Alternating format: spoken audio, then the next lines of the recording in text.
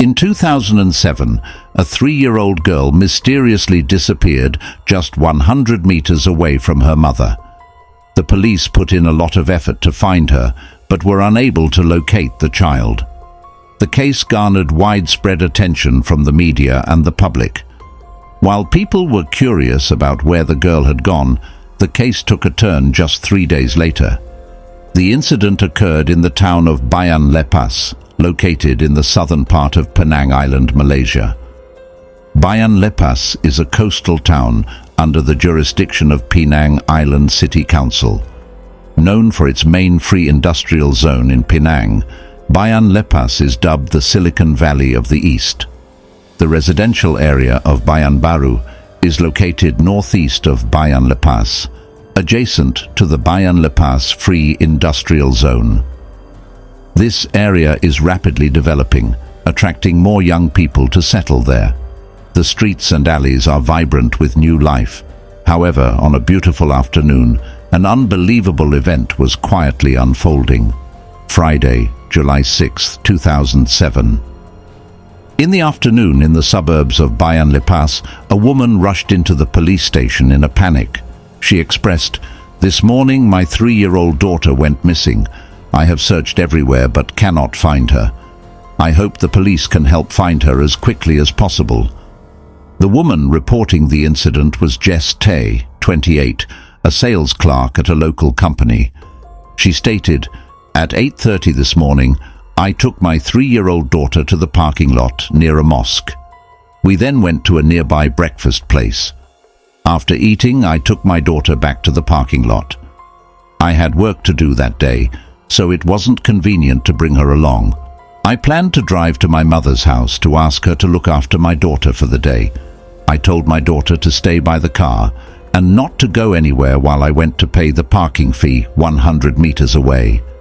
My daughter Ying Ying, 3 years old, was wearing cute bear pajamas, had shoulder-length hair, and looked very adorable.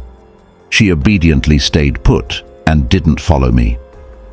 10 minutes later, when I returned after paying the parking fee, I was shocked to find my daughter had disappeared. I immediately searched around the parking lot but couldn't find her. Extremely anxious, I called my mother. After hearing my call, my mother rushed to the parking lot, and we searched around for 3 hours but to no avail. Finally, I decided to go to the police station to report the incident. Upon receiving the report, several police officers immediately went to the scene. They questioned the parking lot attendants and nearby business owners, but no one had seen a girl matching the description. The police initially suspected that the girl had not wandered off on her own, but had been abducted. The next day, July 7, 2007, as soon as the news was reported by the media, the disappearance drew deep concern from the public. Some Penang residents spontaneously took to the streets to assist in the search, hoping to quickly find the girl. Following the incident, the Malaysian Chinese Association Women's Wing, known as Wanita MCA, expressed their concern about the case. The president of the Women's Association mobilized a group of women from 13 areas of Penang, along with nearly 1,000 state delegates, to launch a wide-scale search campaign. They carried flyers with pictures of Ying Ying through the streets and alleys to look for her. The fact that a child could be kidnapped within 10 minutes of being out of her mother's sight reflected the alarming state of social security. The president urged all parents and guardians to be vigilant when taking their children to public places, to hold their hands tightly, and to ensure their children remain in sight. Ying Ying's grandfather, 53 years old, said, "My granddaughter has a cheerful and lively personality, but is never proactive in approaching strangers. She is just an innocent and simple child, so pitiful." He believed that his granddaughter had undoubtedly been kidnapped.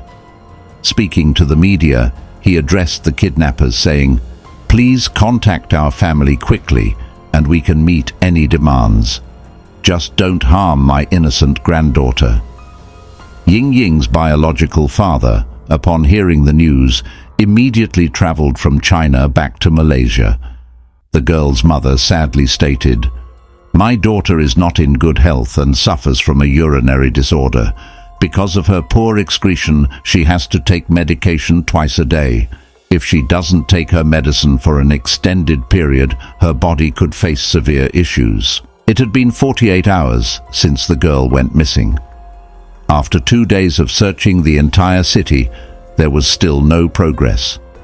The family had not received any calls from the kidnappers, leaving them extremely anxious. Some residents reported to the police that they had heard a child's cry in the commercial area of Bayan Lepas. They suspected the girl might be hidden there, so the police immediately dispatched 20 officers and sniffer dogs to search the area. The girl's mother even brought along some of her daughter's belongings, hoping the dogs could pick up her scent. However, the search hit a dead end. As the investigation progressed, the police uncovered a surprising truth, turning the case around 180 degrees. According to the investigation, the girl's parents married in 2001 and separated in 2006. They were in the process of finalizing their divorce. After the separation, the girl's mother moved in with her new boyfriend, Chee Leong, and brought her daughter to live with them as a family of 3.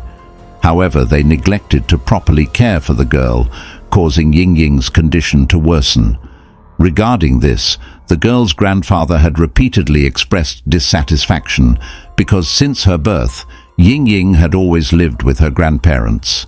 But after Jess Teh moved in with her boyfriend, she wanted to care for her daughter herself. Until the incident, the grandfather had only seen his granddaughter twice, the most recent time being 2 weeks before the incident. As Jess Teh's new boyfriend Chee Leong was unemployed and stayed home, she left her daughter in his care while she worked. Since moving out, Ying Ying was only brought to her grandparents' care twice. On the day of the incident, Jess Teh said she planned to leave her daughter with her parents for the day. According to a neighbor, 3-year-old Ying Ying had trouble adapting to her new environment after moving. She was afraid to sleep alone and often cried at night. Additionally, due to her weak physical condition, she frequently soiled herself, which made her stepfather Chee Leong very uncomfortable. The girl severely disrupted Jess Teh and Chee Leong's private life, causing Chee Leong to become increasingly resentful over time. By July 8, 2007, the police summoned Jess Teh and her boyfriend Chee Leong to the police station for questioning.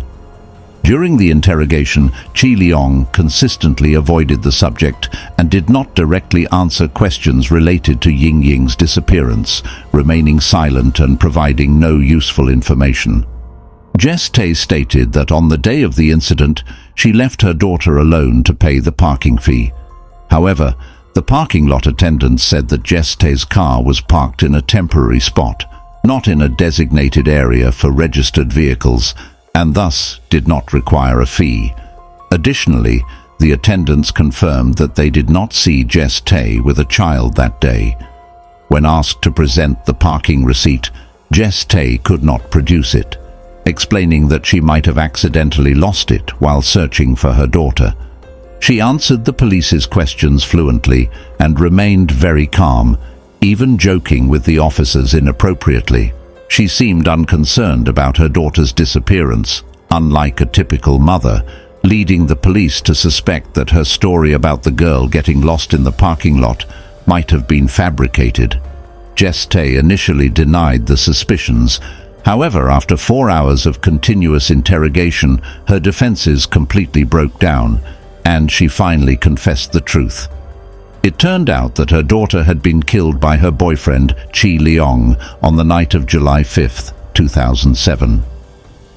After coming home from work, Jess Teh discovered her daughter had drowned in the bathtub.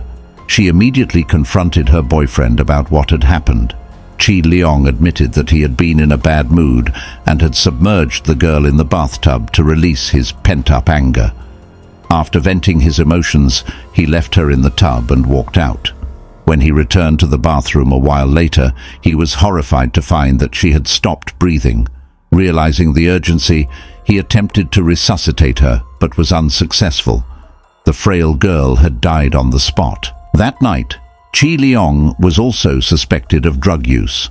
Despite being deeply saddened by her daughter's tragic death, Jess Teh accepted the harsh reality as her daughter could not be brought back to life. To avoid her boyfriend facing legal consequences under his coercion, the couple gruesomely dismembered the girl. They then drove to a nearby gas station to buy gasoline, which they divided into several mineral water bottles for easier use during the burning process. After purchasing the gasoline, they took the unfortunate Ying Ying's body to a cemetery in the Phaya Terubong area and burned it in a bush. They then disposed of her bones in the river and trash bins along the roadside. Once everything was done, they returned home and concocted a story about her disappearance. The next day, July 6, 2007, Jess Teh drove to the parking lot and fabricated the story of her daughter going missing there. After obtaining her confession, the police immediately arrested Jess Teh and Chee Leong.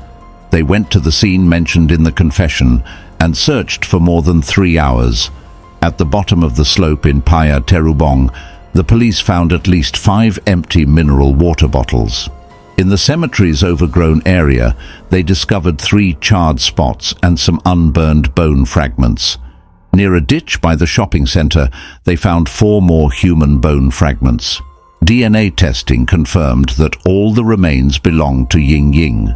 Additionally, surveillance footage from the gas station showed that after the couple arrived at the station that evening, their car broke down and gas station attendants helped them push it aside.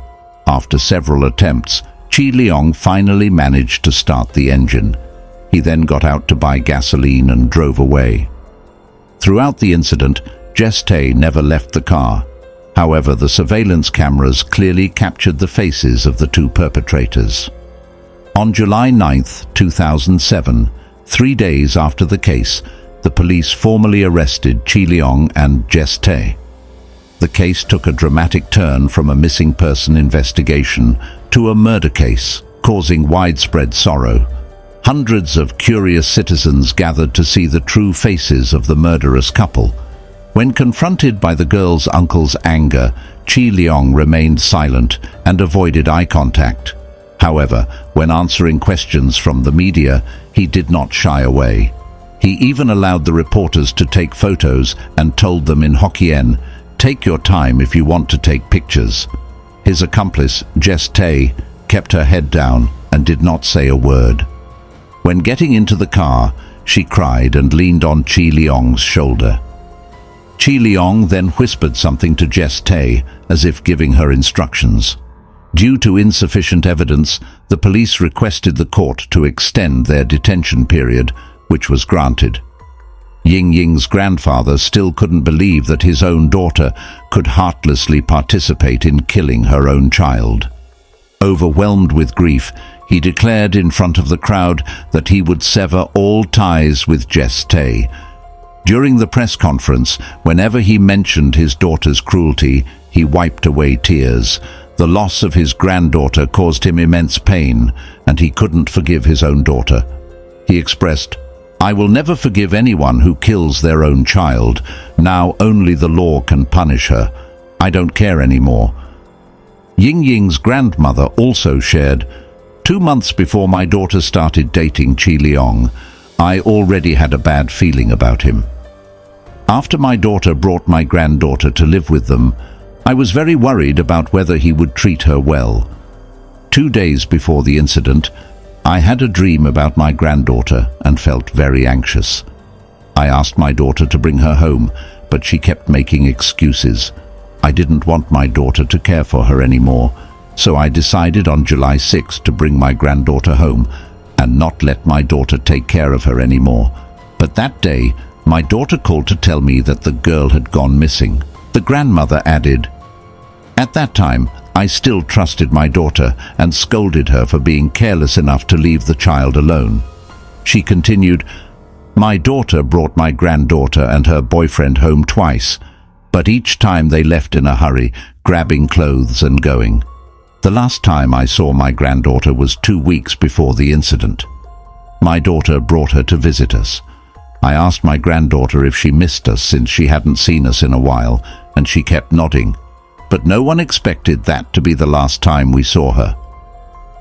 Whenever she recalled her granddaughter's sweet and obedient behavior, Mrs. Wang Shihua couldn't hold back her tears. She felt the dream was an ominous sign. In the dream, her granddaughter appeared with messy hair and didn't say a word.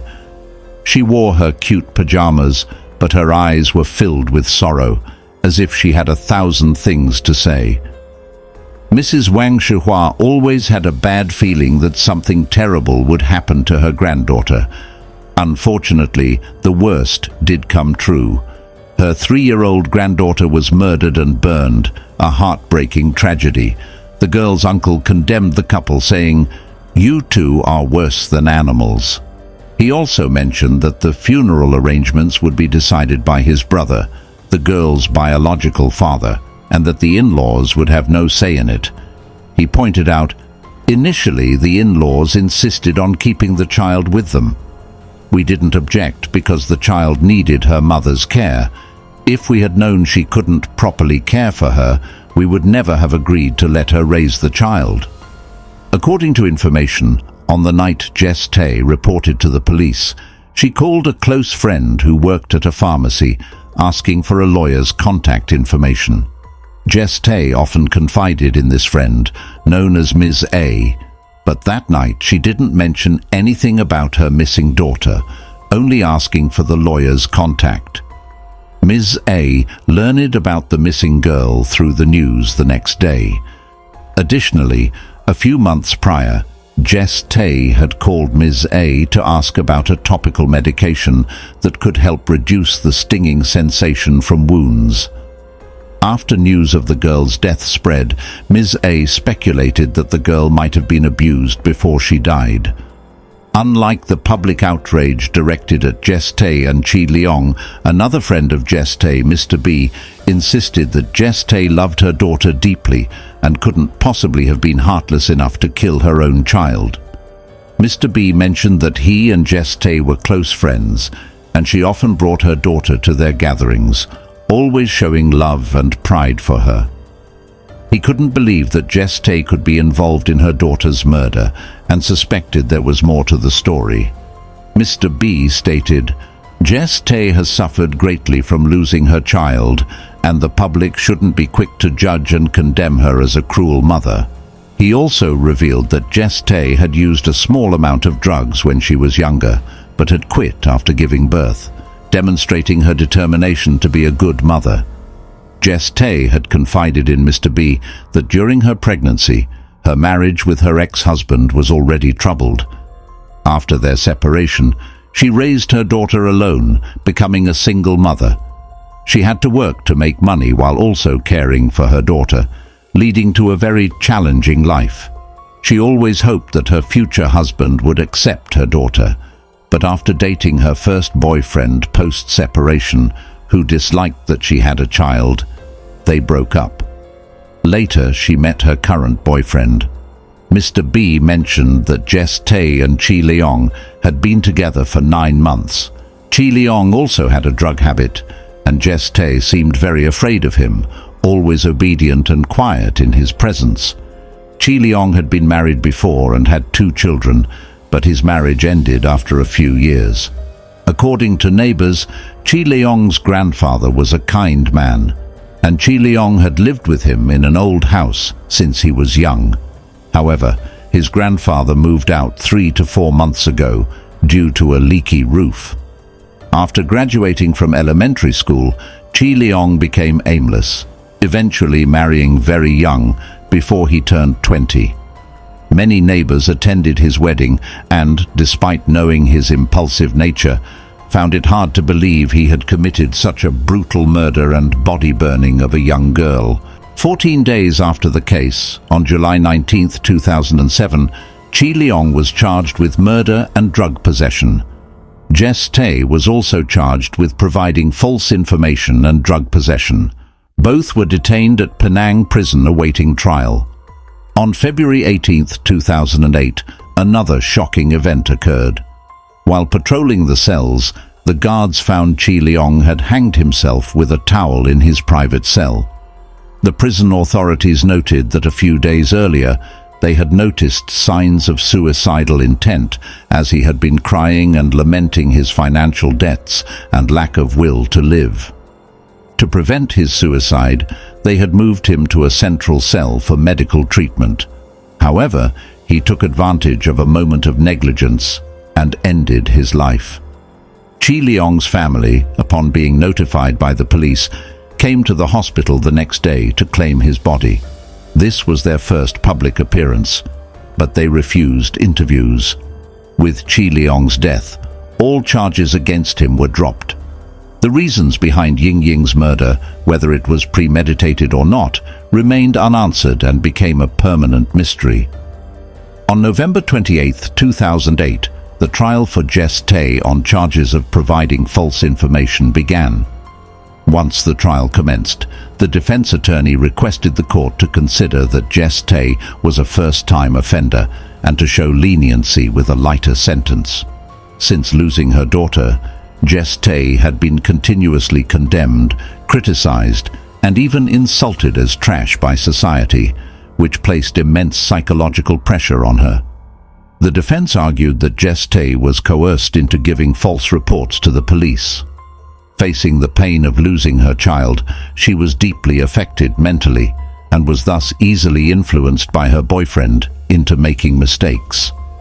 After deliberation, the court found Jess Teh guilty of providing false information, sentencing her to 3 years of probation and setting bail at 1,000 ringgit.